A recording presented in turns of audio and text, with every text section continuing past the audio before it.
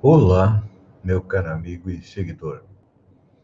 Seja bem-vindo à nossa live diária da Reflexão Matinal, onde eu convido você para irmos em direção ao nosso coração para lá, como jardineiros espirituais, elevar templos às nossas virtudes, fazendo-as crescer, florescer e frutificar, pois são elas que nos alimentam nesta longa jornada em busca da felicidade. Mas, como nós estamos a caminho, nós temos defeitos, nós temos vícios, os quais temos que extirpar do nosso coração, como bons jardineiros que somos, e precisamos de incentivo.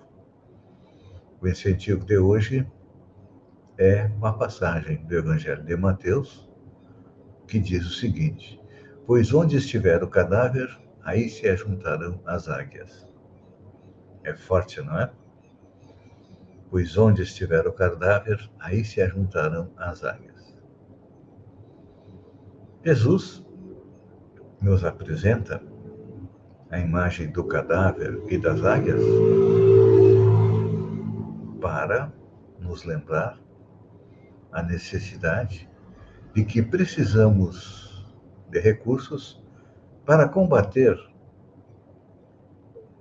e extinguir as sombras em que nós mergulhamos.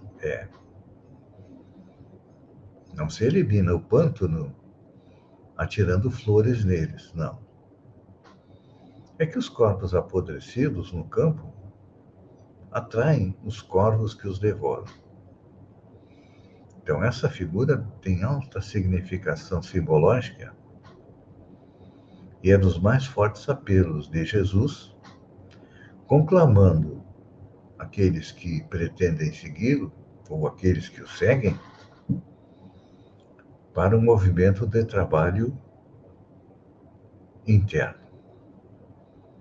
É a reforma íntima que os espíritas se referem.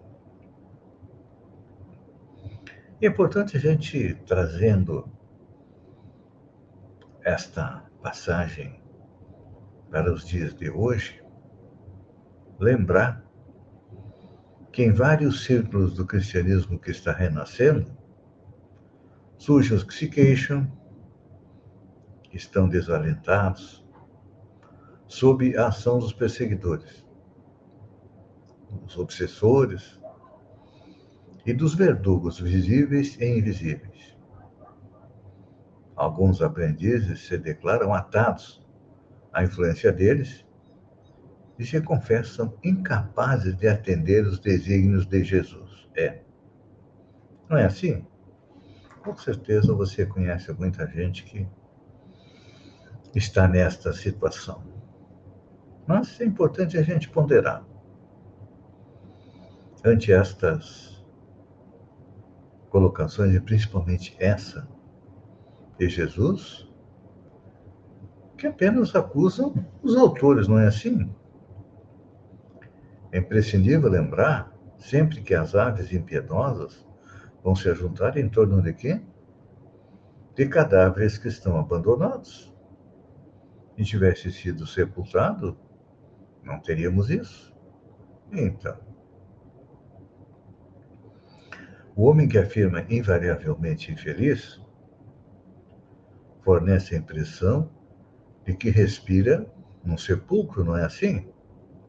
Todavia, quando procura renovar o próprio caminho,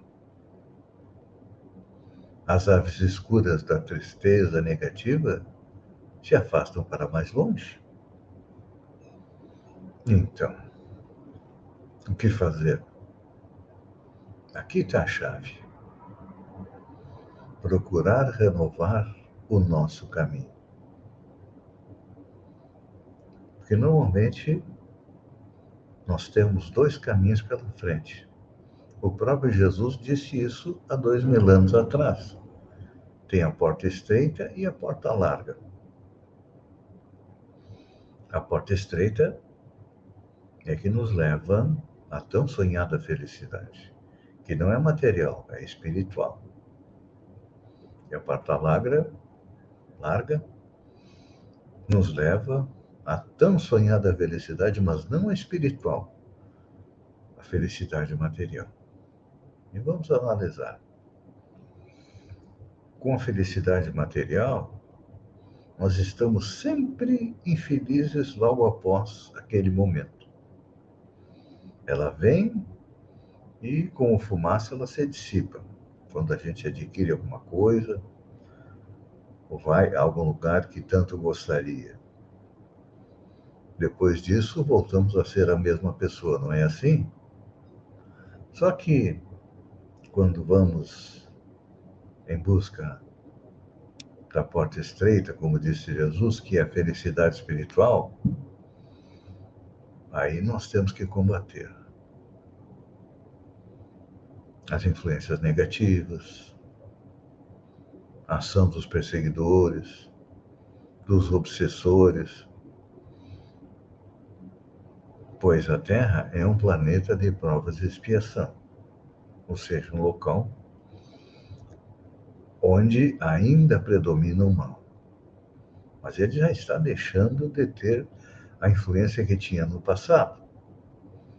Só que os maus espíritos são tenazes, não são? Os obsessores, eles teimam em nos acompanhar sempre. E então, o que é que precisamos fazer? Como diz Emmanuel a comentar esta passagem. Quando nós procuramos renovar o próprio caminho, as aves escuras da tristeza negativa se afastam para mais longe. Então, quando a gente começa a trilhar o caminho do bem, a prática da caridade, e não é só a caridade material, a material é o primeiro tipo de caridade. Quando nós começamos a praticar a caridade moral, que é aumentando as nossas virtudes, sendo um pouco mais humildes, modestos, tolerantes, quando nós começamos a exercitar o verbo perdoar, que é difícil a gente fazer, não é? Quando nós somos um pouco mais companheiros, pacientes, abnegados, tudo isso começa a afastar as aves do mal de nós, mas o nosso caminho não é um caminho de flores, tá? É um caminho de pedras, de espinheiros. Mas, com certeza, a chegada na felicidade, ou seja, na categoria de bons espíritos, vale a pena, não é? Alguém diz que tudo vale a pena se a alma não é pequena. Então, à medida que nós vamos caminhando, nessa longa estrada da vida, como diz aquela música, nós vamos nos transformando em pessoas melhores e vamos conquistando a cada dia um pouquinho de felicidade.